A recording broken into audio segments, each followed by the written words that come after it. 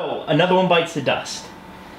That is an act where you portray a mummy. Yeah, right? like a classic Hollywood horror mummy.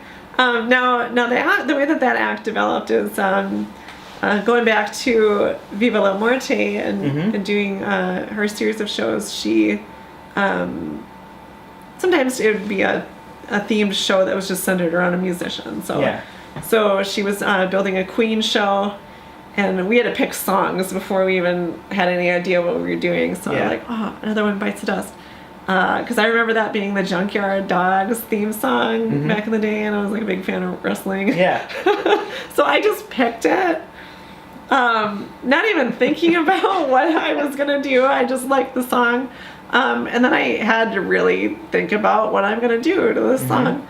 And I was imagining at first some kind of character crawling out of a tomb, and it was dusty, and I was, at first I was thinking something a little bit more Victorian, with the black garb and then the quality of the dust on that garment, and then I thought, I need something more funny. So then it just hit me like a mummy, and then it was perfect for me. This is probably the first act where the layers working to reveal the grotesque came to life and death, because I thought, well, the exterior, just like a mummy, the exterior, the sarcophagus is very ornate, very gilded, very decorated, bejeweled, and then as you get down to the bandages and then what's underneath the bandages and the dry rot, like kind of hey, there's the whole act right there. One of the challenges performing these macabre kind of characters and finding my place in shows that are more traditional. Like, atmosphere is so important. The mood is so important. There's nothing harder than trying to be this really serious, dark, scary character in a bar where the lighting is all very even.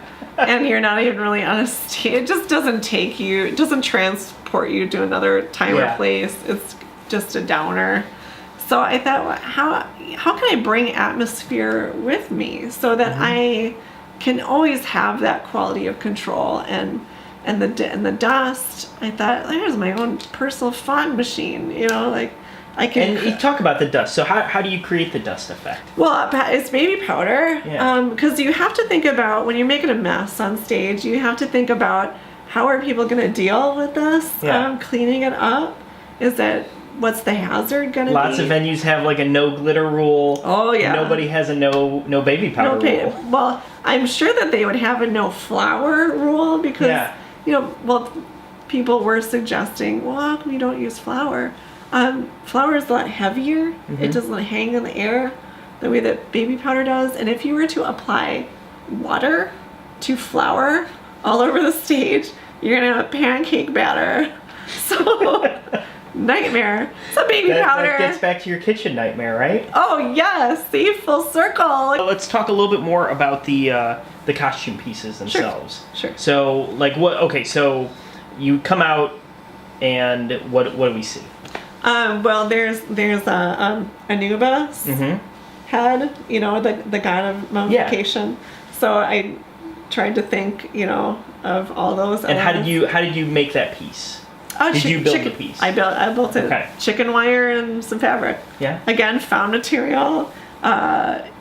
Even you buy pillows at the thrift store, you can cut the trim off. A lot of it is. Yeah, absolutely found stuff. So you have the Anubis headdress is all chicken wire and some cording and some glittery fabric. Then there's a nice collar that's sort of pleated. And then there's a gold kind of flowery vest. It's just like a vintage top that I turned backwards, so I could unbutton in the front. I just added trim on it. And then the skirt itself now. Because I wanted it to look like bandages that kind of were woven back and forth. How am I going to take that off? So I just made these petals that folded over, and they're just Velcro, one after the other. So you're unwrapping the sarcophagus. Yeah.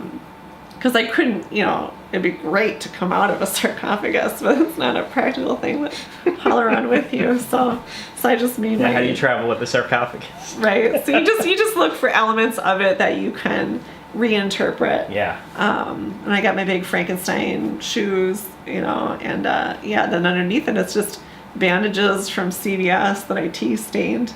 Again, the great thing about using found objects like that is if you ever forget a costume piece, like, oh, I left all my bandages at home. Can we run by CVS for a minute? And it's not lost. Hope it's not lost. Yeah. So yeah, it's very simple. And I had some vintage like underwear that I just tea stained it. Yeah. Everything is tea stained with paint rubbed on it and manipulated that way. Just some flowers kind of glued on it for texture. Again, always thinking about texture. And the different qualities of materials and the different shine, and it's all gold and black, and then it's all kind of brown stained out. The tea stain was like, oh, here's the dried blood, and all the things oozing out of the body. Yeah. It's the simplest act I've probably ever put together.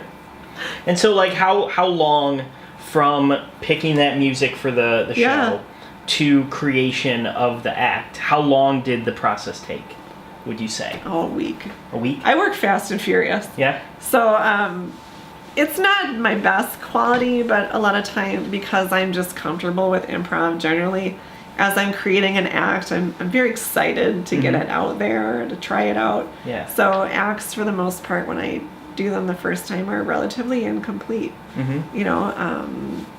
And so, okay, when you go out to do that performance, do you have, because you don't, would you say that you choreograph? No. Or you don't choreograph? No, I mean, the costume in a way does dictate a type of choreography. You have an order in which you're going to take things off. Yeah. That's really my only, that's my outline. You've got your outline. I have my outline, and that's it. What happens in between is anyone's guess. And the reason that I like to keep it open like that is you never know how the audience might be reacting to you. So you want to leave a little bit of playroom. Yeah. And a lot of things can happen in a show too. Something gets stuck and it doesn't come off when it's supposed to. Things break, or you might forget a movement. Like, I never wanted to be crushed by that idea. I mean, there's key points in the song that you want to hit for effect. Yeah. I'll keep those in mind, but it's nice when it's different a little bit each time. That way too, if someone's seen the act before, they see it again, and they're like, wow, that was wildly different than when I saw it before. One thing that I do want to talk about in relation to building that character and building that persona and how you interact, like the first time that I performed with the skeleton face, I'm really thankful that I had someone videotape it, because one thing I didn't realize is that when you kind of obliterate your face in this way, you lose a lot of your power to emote, and the audience interaction depends so much on your face and your expression. And I looked at the video of myself and I think, I really look dead. Not in an interesting way. Yeah. I mean, my expression was so flat because I wasn't opening my mouth. Yeah. Because I had the teeth drawn and whatever. I now have to emote everything through my eyes. Yeah. So it's like real intense, Yeah.